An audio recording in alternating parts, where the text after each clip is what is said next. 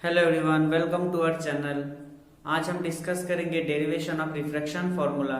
जो इस चैनल पे फर्स्ट टाइम आए हैं वो चैनल को सब्सक्राइब जरूर करें और बेल आइकन को प्रेस करें ताकि हमारा लेटेस्ट इन्फॉर्मेशन आप तक पहुंच सके। चलो वीडियो को शुरू करते हैं। ओके, तो refraction formula for convex spherical surface. तो कॉन्वेक्स स्फेरिकल सरफेस है, ये प्रिंसिपल एक्सिस है। तो इस पॉइंट का ये है पोल। ओके, पोल है। तो अगर ये रेयर मीडियम से डेंसर में लाइट ट्रेवल करते हैं तो यहाँ पर हमने सपोज लिया कि ये ऑब्जेक्ट है, लाइट इंसिडेंट कहां पर हुआ? स्फेरिकल सरफेस में। तो फर्स्ट इस सरफेस में क्या बनेगा? एक नॉर्मल लाइन। तो अगर मैं एक नॉर्मल लाइन ड्रॉ कर दूं, ओके, एक नॉर्मल लाइन बना, तो हमें पता है कि स्फेरिकल सरफेस में अगर नॉर्मल लाइन तो हमेशा सेंटर ऑफ कर्वेचर से ही पास होता है।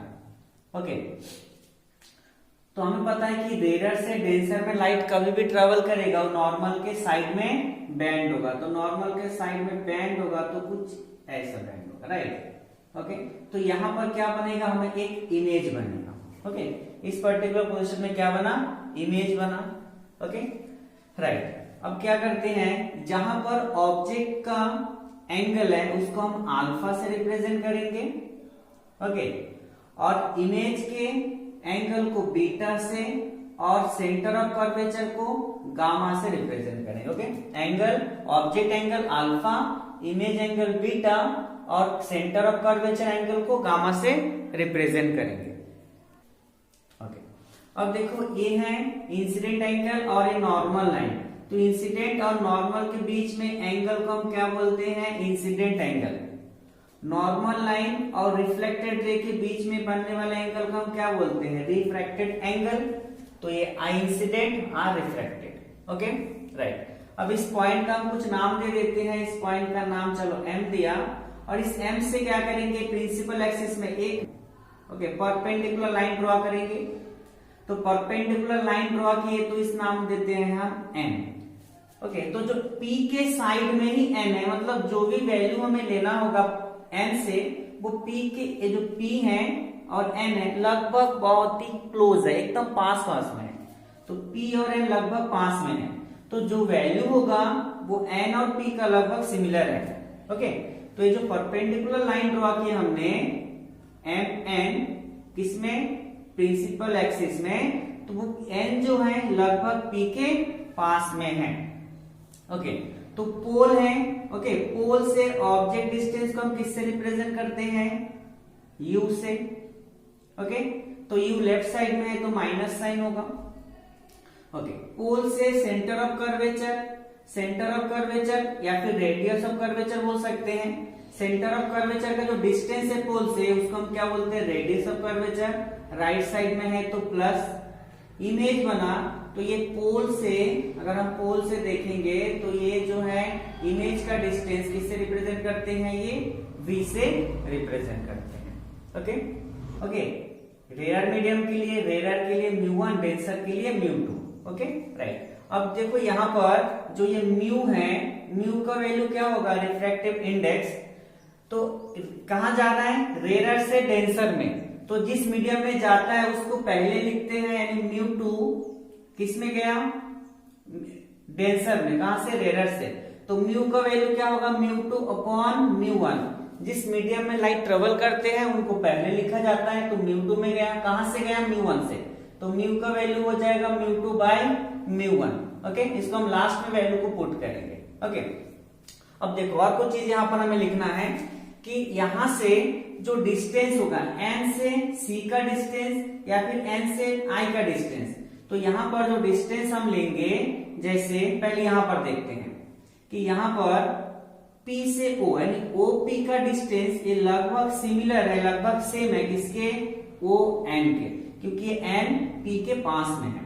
ओके, दूसरा P से C का distance, that means C P ये भी लगभग सेम है किसके? NC के। ओके, तीसरा P I का डिस्टेंस यानी IP का डिस्टेंस लगभग सेम किसके हैं? NI का डिस्टेंस। ओके, ये लगभग सेम है। तो जहां पर भी ये ओ एन आएगा उसके जगह ओपी लिखेंगे, एन सी के जगह सीपी लिखेंगे और एन आई के जगह आईपी हम लिखेंगे क्योंकि वैल्यू लगभग सेम है। ओके, तो ये हमारा डायग्राम हो गया, फिगर कंप्लीट है। ओके, अब देखो हमें एक ट्राइंगल का रूल पता है कि अगर एक ट्राइंगल है, ओके, तो ये जो बाहर वाला एंगल है इसको अगर हम क्या बोले सी, अंदर वाला एंगल को हम बोलते हैं ए और बी। ये इंटीरियर एंगल है और ये एक्सटीरियर एंगल है। ओके, तो आपने पढ़ा होगा कि जो एक्सटीरियर एंगल होता है ये इक्वल होता है sum of opposite sum of interior angle का। Opposite sum of interior angle की equal, that means angle B plus angle A का क्या होता है, इक्वल होता है। ओके, तो ये ट्राइंगल रूल के हिसाब से हम क्या करेंगे, यहाँ पर आगे सॉल्व करेंगे। क्या होता है, जो एक्सटीरियर एंगल है वो ऑपोजिट इंटीरियर एंगल का सम होता है। ओके, तो सेम रूल हम यहाँ पर लगाएंगे। ओके, तो देखो फर्स्ट हम किसमें लगा रहे हैं, triangle O M and C में, ओ एम एंड सी। तो किसमें लगा रहे हैं, ये ट्राइंगल ओ एम सी में। ओके, तो ओ एम सी में देखो ये आई जो है ये बाहर बना है। अगर हम इस वाले डायग्राम को देखोगे ओ एम सी, तो ये आई है एक्सटीरियर एंगल और अल्फा और ये गामा ये बन रहा है इंटीरियर एंगल। दैट मीन्स ये आई इक्वल टू क्या हो रहा है, अल्फा प्लस गामा। ओके, ये एक्सटीरियर हो गया, अल्फा और गामा इंटीरियर एंगल हो गया। ओके, अब ये जो एंगल है ये बहुत ही स्मॉल है। ओके, अल्फा और गामा बहुत ही स्मॉल है, तो इस कंडीशन में इसको हम क्या करेंगे, बहुत स्मॉल है तो ये जो है अल्फा, इसको हम लगभग इक्वल ले लेंगे 10 अल्फा का, और जो गामा है ये भी लगभग किसके इक्वल है, 10 गामा का, क्योंकि ये बहुत ही स्मॉल एंगल है। ओके, तो बहुत स्मॉल एंगल है तो अल्फा के जगह 10 अल्फा, गामा के जगह क्या लिखेंगे हम, 10 गामा। तो ये आ रहा है i equal to 10 alpha plus 10 gamma. इसको हम इक्वेशन 1 कंसीडर करते हैं। दूसरा ट्राइंगल देखते हैं। देखो ये एम सी आई, ये भी क्या बन रहा है, यहाँ पर एक ट्राइंगल है तो गामा बन रहा है एक्सटीरियर एंगल। ओके, उसके बाद रिफ्रैक्टेड एंड बीटा जो बन रहा है ये इंटीरियर ऑपोजिट एंगल बन रहा है। तो कौन सा एंगल, ये बन रहा है ट्राइंगल एम सी आई में देखते हैं। ओके, तो एम सी आई में जब देखेंगे तो ये गामा इक्वल टू क्या बन रहा है, आर प्लस बीटा। ओके, तो हमें क्या आई और आर का वैल्यू ही चाहिए, तो क्या करेंगे हम बीटा को ट्रांसफर करेंगे। बीटा को ट्रांसफर करेंगे तो प्लस का माइनस होगा, that means R equal to क्या होगा, गामा माइनस बीटा। अब ये जो गामा और बीटा ये भी बहुत स्मॉल एंगल बन रहा है, तो जब बहुत स्मॉल है तो ये जो है ये गामा ये लगभग इसको इक्वल किसके लेंगे, 10 गामा के, और जो ये बीटा है ये भी लगभग किसके इक्वल लेंगे, 10 बीटा के, क्योंकि ये बहुत ही स्मॉल एंगल है इसलिए। तो जब इस वैल्यू को हम रखेंगे तो ये हो गया R equal to 10 gamma minus 10 beta. ये आ गया इक्वेशन 2। ओके, इक्वेशन आ गया हमारा, इक्वेशन 2 आ गया। ओके, अब हम क्या करेंगे, यहाँ पर राइट एंगल ट्राइंगल लेंगे और 10 अल्फा 10 बीटा और 10 गामा का वैल्यू को हम निकालेंगे यहाँ से। तो फर्स्ट हम निकालेंगे 10 अल्फा का। देखो ये राइट एंगल ट्राइंगल बन रहा है, कहां से, एम एन ओ। तो एक राइट एंगल ट्राइंगल पहले कंसीडर करते हैं, right angle triangle M N O. तो एम एन ओ में हम क्या लगाएंगे, 10 अल्फा, थीटा का वैल्यू क्या हो रहा है, 10 अल्फा इक्वल टू क्या होता है, परपेंडिकुलर अपॉन बेस होता है। तो परपेंडिकुलर क्या है, एम एन अपॉन बेस क्या है, एन ओ, क्या है, एन ओ। तो एन ओ और एन पे जो ओ पी है ये लगभग सेम है, तो हम क्या करेंगे, एन ओ के जगह पर क्या लिख सकते हैं, हम यहाँ पर ओ पी लिख सकते हैं। ओके, चलो ये आ गया एक। तो इसको हम इक्वेशन क्या लेते हैं, इक्वेशन 3 ले लेते हैं। नेक्स्ट राइट एंगल ट्राइंगल है एम एंड सी, तो हम नेक्स्ट राइट एंगल ट्राइंगल क्या लेंगे, right angle triangle M and C. Okay, M and C में एंगल क्या बन रहा है, gamma, that means ten gamma equal to perpendicular M N, base क्या है एम सी, तो एम सी किसकी इक्वल है, सी पी का, तो हम इसके जगह क्या लिखेंगे, सी पी। इसका हम इक्वेशन क्या ले लेते हैं, 5। Okay sorry equation 4। और एक राइट एंगल ट्राइंगल कौन सा बना, right angle triangle M N I, और एक राइट एंगल ट्राइंगल कौन सा बन रहा है, एम एन आई। तो एम एन आई में एंगल कौन सा है, beta, that means tan beta equal to perpendicular M N. Okay, base क्या है एन आई, तो एन आई की जगह हम क्या लिखेंगे, आई पी, तो आ गया आई पी। ओके, तो आई पी को हम क्या लिखेंगे, इक्वेशन ये आ गया 5th। ओके, अब हम क्या करेंगे, इक्वेशन 1 2 3 4 5 का अगर हम यूज करें तो इक्वेशन फर्स्ट में 10 अल्फा और 10 गामा का वैल्यू रखेंगे, तो ये इक्वेशन फर्स्ट में रखते हैं 10 अल्फा। 10 अल्फा का वैल्यू क्या आया, 10 alpha M N upon OP, M N upon OP, plus 10 gamma का वैल्यू क्या है, M N upon CP. Okay, एक इक्वेशन आ गया। उसके बाद आर का वैल्यू, आर क्या है, इक्वेशन 2 के वैल्यू की जगह 10 गामा और 10 बीटा रखेंगे, तो 10 गामा क्या आ रहा है, 10 gamma M N upon CP minus 10 beta का वैल्यू क्या है, M N upon I P. Okay, ये आ गया आई एन आर का वैल्यू। अब हम यहां पर लगाएंगे स्नेल लॉ। स्नेल लॉ क्या है, sine I upon sine R equal to mu.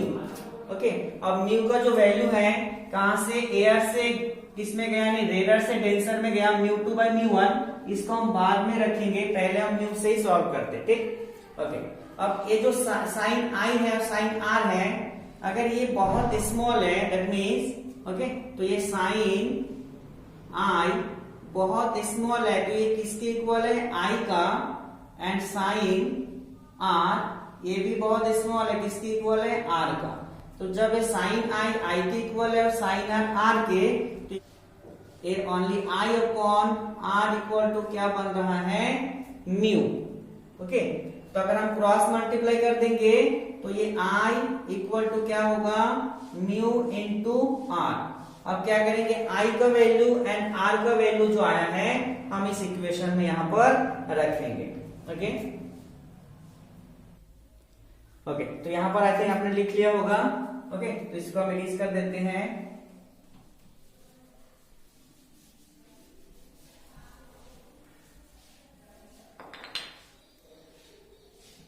Okay, अब यहां पर साइन आई और साइन आर का वैल्यू रखेंगे, तो साइन आई का वैल्यू क्या है, ये आ रहा है यहां पर M N upon OP plus M N upon CP equal to mu, bracket में ले लेते हैं, क्या है यहां पर M N upon CP minus M N upon I P. Okay, अब देखो दोनों जगह M N M N M N M N है, तो ये कॉमन आउट करेंगे तो कैंसिल आउट हो जाएगा दोनों साइड से, तो एम एन कॉमन आएगा, यहां से भी एम एन कॉमन आएगा, तो कैंसिल आउट हो जाएगा, तो उसको हम कैंसिल कर देते हैं, तो क्या बचेगा 1 अपॉन ओपी। ओके, ओपी का वैल्यू क्या है, ओपी ओपी ओ से P that means minus U, तो हम लिखेंगे minus U plus 1 upon CP, CP का वैल्यू क्या है, सीपी सीपी सीपी का वैल्यू ये है आर प्लस में R equal to mu 1 upon, okay, CP का वैल्यू क्या है, R minus 1 upon IP, IP का वैल्यू वी है। ओके, अब ये आ गया minus 1 upon mu plus 1 upon R equal to, mu क्या है, दोनों के साथ मल्टीप्लाई में है, तो ये mu upon R minus mu upon V. अब क्या करते हैं हम, ये जो माइनस वाला पार्ट है, इस माइनस वाले पार्ट को हम इस साइड ट्रांसफर करते हैं, ओके, और इस आर वाले को इधर ट्रांसफर करते हैं। तो जब इस माइनस को हम इस साइड ट्रांसफर करेंगे तो क्या आ जाएगा, ये म्यू अपॉन वी, और यहाँ पर क्या है -1 अपॉन यू इक्वल टू, यहाँ पर है म्यू अपॉन आर, इस प्लस को ट्रांसफर करूंगा तो क्या हो जाएगा -1 अपॉन आर। ओके, तो यहाँ पर अगर मैं आर को क्या ले लू, एलसीएम ले लू, तो mu upon V upon U equal to क्या आ जाएगा, ये आर आ जाएगा एलसीएम, ऊपर में क्या आ जाएगा म्यू -1। ओके, तो ये है रिफ्रैक्शन फॉर्मूला। ओके, तो अगर हमें क्या करना है, यहाँ पर म्यू के जगह पर हम देखेंगे कि ये रेयर से डेंसर जा रहा है, इसका मतलब μ2/μ1 रखेंगे। ओके, इसके बाद हम म्यू के जगह पर μ2/μ1, क्योंकि ये रेयर से डेंसर गया, तो μ2/μ1 रख के इसके आगे हम सॉल्व करते हैं। तो जहां जहां म्यू है वहां हम क्या रखेंगे, μ2/μ1। ओके, तो यहां पर रखते हैं हम, तो ये आ गया μ2/μ1 कहां चला जाएगा नीचे, तो ये आ गया μ1 और v minus, okay, 1 upon u, okay, equal to, यहां भी म्यू है तो म्यू के जगह μ2 अपॉन μ1 -1 अपॉन ये क्या आ गया r। अब यहां पर हमें क्या करना है, पहले सॉल्व करेंगे एलसीएम लेकर। देखो कैसे सॉल्व करना है, यहां पर जो है ये μ2 अपॉन μ1 -1 है, कुछ नहीं तो 1 के नीचे 1 ले लो, μ1 1 का एलसीएम क्या आ गया μ1 से μ1 कट गया तो ओनली μ2 माइनस का -1, तो μ1 1 जा μ1, तो ये आ गया एलसीएम कॉन्सेप्ट से μ2 माइनस μ1 अपॉन μ1। तो अगर यहां पर हम रखेंगे तो ये क्या आ जाएगा, ये आ जाएगा μ2 upon μ1 v -1 upon u equal to, ये वाला पार्ट ऊपर रहेगा, दैट मीन्स μ2 माइनस μ1, नीचे क्या आ जाएगा, ये आ जाएगा μ1 ये r।